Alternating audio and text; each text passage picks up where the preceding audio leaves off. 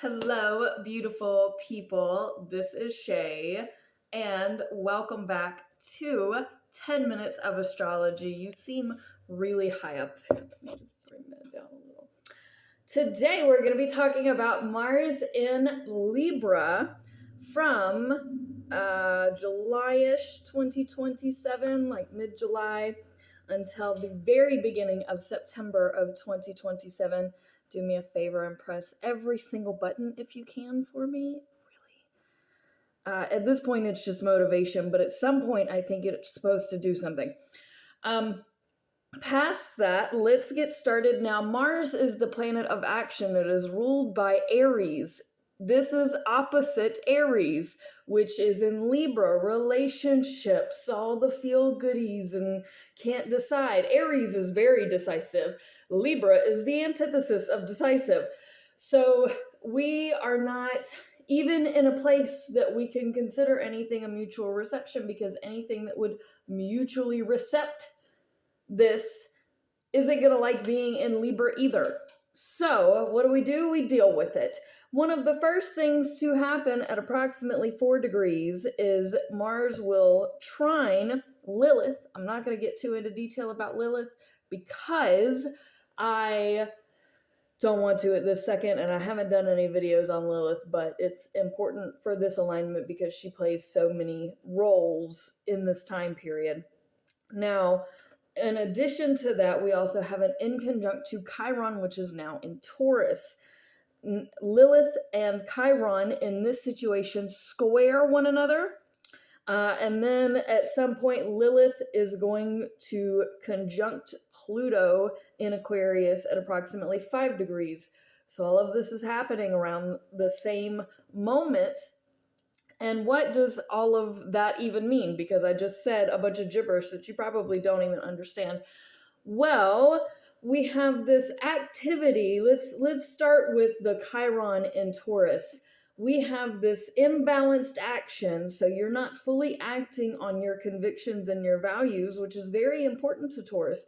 Chiron in Taurus, you can look into the Chiron in Taurus video that I explained, but a debrief is Chiron is being able to heal in others that which you cannot heal in yourself. In Taurus, it's your stubbornness. Like, you can tell somebody, don't be so set in your ways, but then you yourself are very set in your ways. So it's Chiron is always pot calling the kettle black. It's always telling somebody to do something that you can't do for you. And it's very good advice that you should also take, right? Well, this is inconjunct, so this is irritating. Mars is not acting on a principle at all. It's just kind of whatever is happening. We're weighing it out and can't and then Chiron in Taurus is like, do the thing, and you're like, but you don't even do the thing, and just so no. And then in addition, Chiron is square Lilith, which is like the sexual deviance.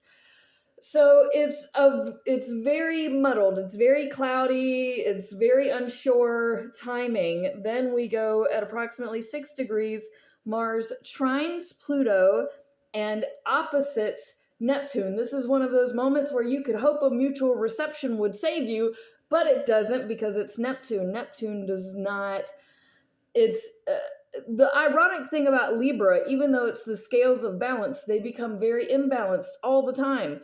And, that's partly of the scales, because if you put something heavier weight or lighter weight, you go back and forth. But regardless, this to me is still kind of as positive as it can be for the moment. You have the trine to Pluto, which is transforming in a large social scale way, and your actions are very moved by the motivation that Aquarius brings. But being opposite to Neptune in Aries, that's your spirituality. So you are having a fighting moment, because Mars is also about war. So you are likely fighting with yourself and with your God, and just it's very spiritual revolutionary vibe. And for your personal life, it is kind of attacking God, right? Because, God is not doing for you what you expected. But all the same, it also feels like you're being attacked by God, because Neptune is in Aries. Aries is very strong. That's Mars's home placement. So it's strong-willed, it's determined, it's driven, it's chaos, really. Aries is chaos to me. But all of these very big, powerful things are, so during this opposition, you have a choice. You can either embrace the messages and embrace the meaning and decide on it and be that middle part of that scale that has true balance, or you can let it all throw you out of whack and get really cynical and become very unbalanced.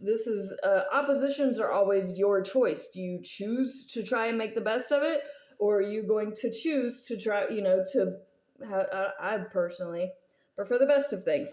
Then Jupiter goes into Virgo, Mars in Libra then trines Uranus in Gemini. This is very beautiful. Now, I don't personally like Uranus and Gemini because it ends up being way too much going on. It ends up being a whole bigger thing. This trine, though, is like, even though all of these bigger, electric, random, all over the place, it's like Mars in Libra jives with that. It's very active and it's very exciting. So this is not a great time. You're not going to sleep well, really, I don't foresee, because there's just so much activity, right?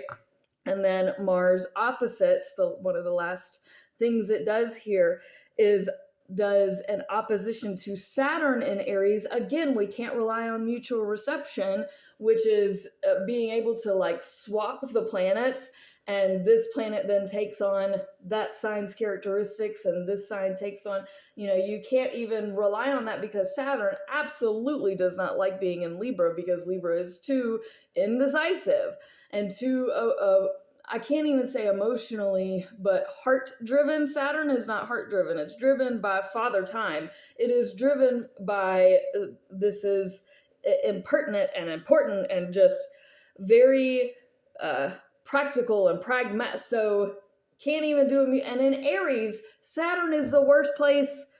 It's just Aries is the worst place for Saturn to be. Can't, don't. So neither one of you are right. In the Mars in Libra, this action that is really it's busy action, but it's like nothing is really getting done because you can't figure out what you're trying to do, is wrong to me. I'm a Capricorn though. I have a lot of biases. Y'all all know this.